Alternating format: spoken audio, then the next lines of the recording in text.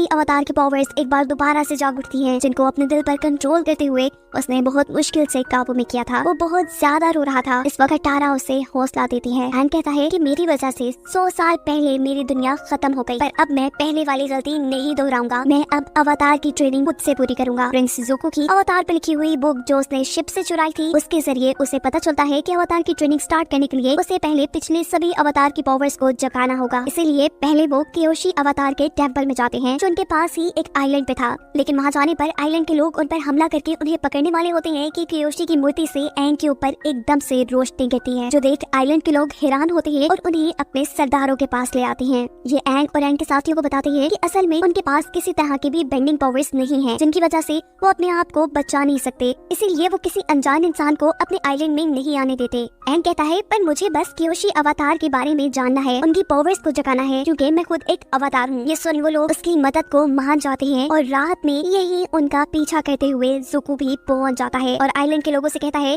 कि हम यहाँ पर एक मुजरिम को पकड़ने के लिए आए हैं। अगले दिन एंग दोबारा कियोशी की मूर्ति के पास जाता है और इस मर्तबा जब मूर्ति से रोशनी उसके ऊपर गिरती है तो वो अचानक ही सोल्स यानी रूहों की दुनिया में पहुंचकर अवतार कियोशी से मिलता है, जो उसे बताती है कि तुम्हारी पहले अवतार की ट्रेनिंग ना करने की वजह से दुनिया इस हाल तक पहुंची है और अब भी अगर तुमने ट्रेनिंग ना की तो वाटर बेंडर्स का इलाका भी तबाह हो जाएगा, जिसके वियंस भी कियोशी ने एंग को दिखाए थे। वो कहती है कि ट्रेनिंग तुमने खुद से अकेले रहकर करनी है, सबका साथ छोड़कर, क्योंकि हमारे करीबी लोग ही हमारी कमजोरी होती है और अवतार कमजोर नहीं हो सकता। जिसके फौरन बाद कियोशी अपनी अवतार वाली पावर्स का इस्तेमाल करते हुए एंग की बॉडी पर कब्जा करके अपनी इंसानों वाली दुनिया में लोगों की मदद के लिए आती है, जहाँ उसे पता चल गया था कि उसके लोग मुश्किल में हैं। उनके ऊपर फायर बेंडर्स ने हमला कर दिया था। इस जगह पहले कटारा ज़ुको से लड़ी थी, वो उसे अच्छी टक्कर देना चाहती थी, पर अभी खुद पूरी तरह ट्रेन ना होने की वजह से वो ऐसा नहीं कर पाती। पर कियोशी ने तो कुछ ही देर में अपने चारों एलिमेंट्स की बेंडिंग पावर्स का इस्तेमाल करते हुए फायर बेंडर्स के सभी सिपाहियों को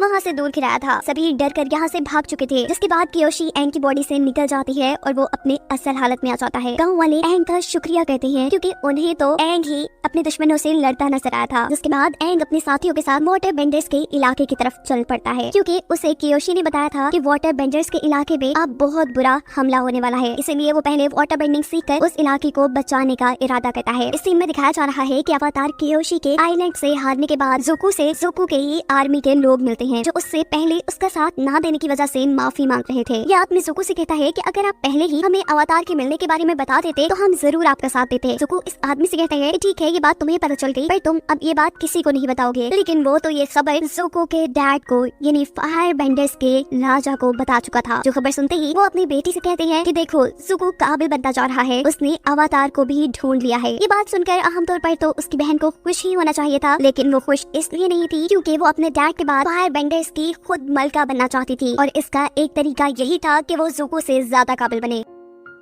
जहाँ वाटर बेंडर्स के इलाके की तरफ उड़ते हुए एंग को अपने ही जैसा एक एयर बेंडर मिलता है, जो हवा में उड़ रहा था। एंग फौरन ही उसका पीछा करते हुए एक ऐसे शहर में आता है जहाँ सभी अर्थ बेंडर्स रहते थे, जो जमीन, पत्थरों और जमीन की मिट्टी को कंट्रोल कर सकते थे। एंग बेचारा ये देखकर थोड़ा उदास हो जाता है कि उसे जो बच्चा उड़ता हुआ दिखाई दिया था वो कोई एयर बेंडर नहीं था, बल्कि एक साइंटिस्ट का बेटा था और अपने डैड के दिए एक गैजेट की मदद से उड़ पा रहा था। ये लोग उस साइंटिस्ट से भी मिलते हैं, जो उन्हें बताता है कि फायर बेंडर्स अक्सर यहाँ पर आग के धमाके करते रहते हैं, जिनसे बचने के लिए उसने काफी सारी इन्वेंशंस की हैं। साथ ही उसने बादशाह के लिए बहुत से हथियार भी बनाए थे। साइंटिस्ट का बेटा एंग से कहता है कि तुम तो एक एयर बेंडर हो ना, तुम हमारी मदद कर सकते हो। दूसरी तरफ इसी बच्चे के उड़ने की खबर फायर बेंडर्स को भी पता चलती है कि अर्थ बेंडर्स के एक इलाके में उड़ता हुआ लड़का दिखाई दिया है, जरूर वो एक एयर बेंडर होगा। फायर बेंडर्स का प्रिंस ज़ुको इस बार भी अकेले अपने अंकल के साथ इस अर्थ बेंडर्स के शहर में आने का डिसाइड करता है और इसी शहर में कटारा एक ऐसे लड़के का